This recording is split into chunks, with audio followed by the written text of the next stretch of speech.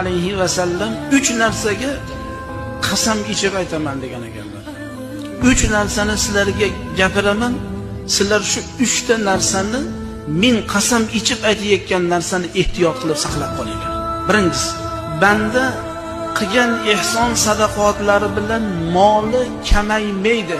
Men qasam ichib aytaman deyaptilar payg'ambarimiz sollallohu alayhi vasallam. Qilgan ehsoniga sadaqasini berayotgan bo'lsa, bergan ehsoni kamayib qolmasligiga men qasam ichaman deyaptilar. E'tibor beringlar. Demak, oilaga, bola chaqaga, qavmi qarindoshga inson hadiya ehson qilayotgan bo'lsa, meni pulim tugab qolyapti demasin, tugamaydi ekan. Ikkinchisi, bir bandaga biroz zulm qilgan bo'lsa, zulm qilingan bo'lsa bandaga, shu qilayotgan zulmiga banda sabr qiladigan bo'lsa, Alloh jalla va alo sabri tufayli unga azizlikni Alloh ziyoda